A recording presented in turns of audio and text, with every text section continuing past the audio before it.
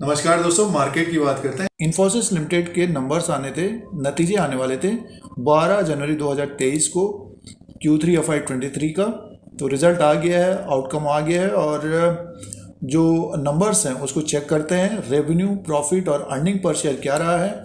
तो कंपनी की तरफ से जो अपडेट आया है, आउटकम आया है, appointment of an independent director और फाइनेंशियल रिजल्ट और इन्होंने अदर मैटर, स्टॉक गारंट और देखिए ये अपडेट दिया है। सीधे से फाइनेंशियल नंबर की बात करते हैं और देखते हैं कि रेवेन्यू और प्रॉफिट और अर्निंग पर शेयर क्या रहा है, उसको चेक कर लेते हैं और सीधे से फाइनेंशियल नंबर की बात करते हैं। अगर हम परसेंटेज की बात करते हैं तो देखिए 13.7% सालाना ग्रोथ है रेवेन्यू में, 2.4% क्वार्टर एंड क्वार्टर के हिसाब से है, 21.5% ऑपरेटिंग मार्जिन है और 13.4% सालाना इंक्रीज है। $3.3 बिलियन का डील है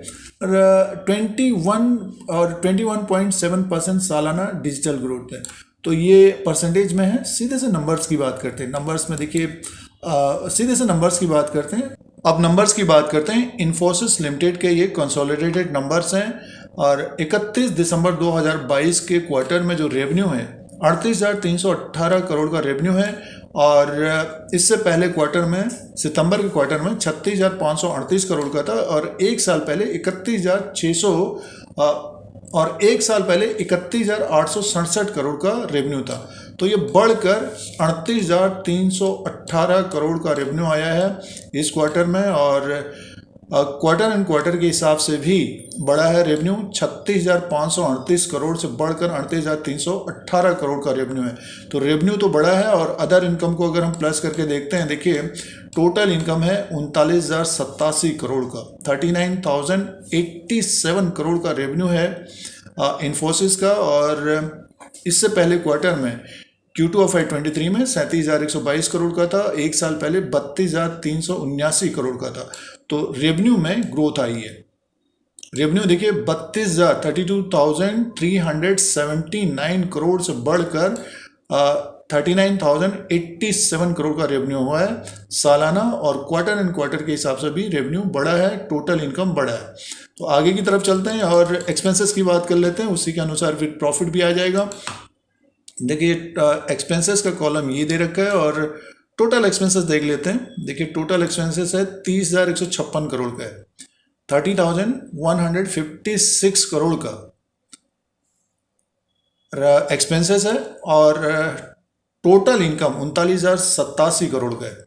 तो कंपनी को देखिए जो प्रॉफिट बिफोर टैक्स है 8,931 करोड़ का प्रॉफिट है और इससे पहले जो एक्सपेंसेस थोड़ा बहुत कम था, अब की बार एक्सपेंसेस ज़्यादा हुआ है और प्रॉफिट बिफोर टैक्स 8,931 करोड़। सीधे से देखिए प्रॉफिट की बात कर लेते हैं और कंपनी का जो प्रॉफिट है वो है 6,586 करोड़ का प्रॉफिट आया है, 6,586 करोड़ का प्रॉफिट आया है इन्फोसिस का।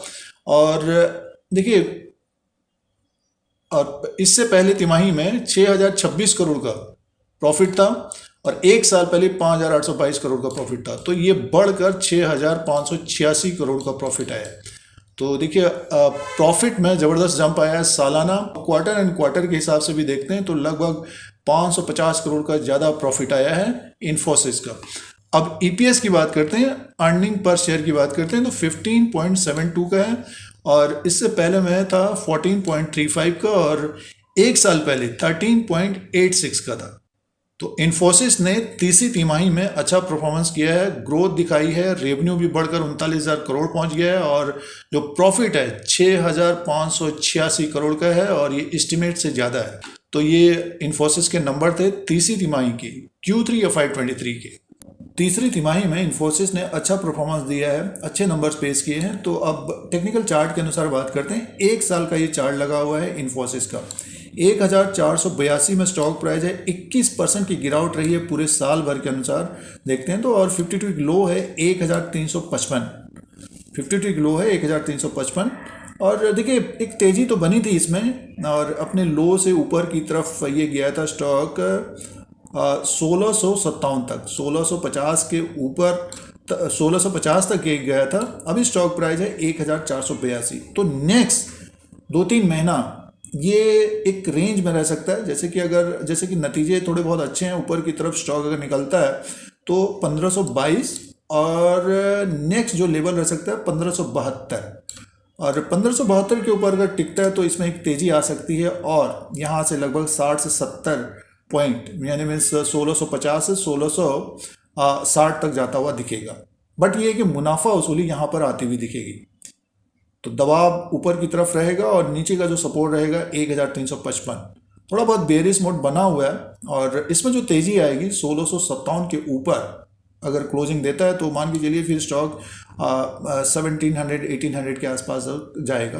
लेकिन ये नेक्स्ट 2-3 महीना एक रेंज में रहना चाहिए, ऊपर की तरफ 1650 और नीचे की तरफ मान के चलिए कि 1355 के आसपास या उसके नीचे स्टॉक आता है तो बाइंग नज़र आती हुई दिखेगी। थोड़ा बहुत स्ट्रेंथ दिख रहा था, लेकिन नतीजों से पहले एक तरह से स्टॉक में गिरावट है, तो ऊपर के लेवल्स ये रह सकते हैं 1522 और 1572 और 1657 1660, और नीचे का जो सपोर्ट रहेगा 1355 का रहेगा। ये चार्ट पैटर्न के अनुसार लेवल्स हैं, और तीसरी तिमाही के नतीजे अच्छे पेश किए हैं इन्फोसिस लिमिटेड। धन्यवाद।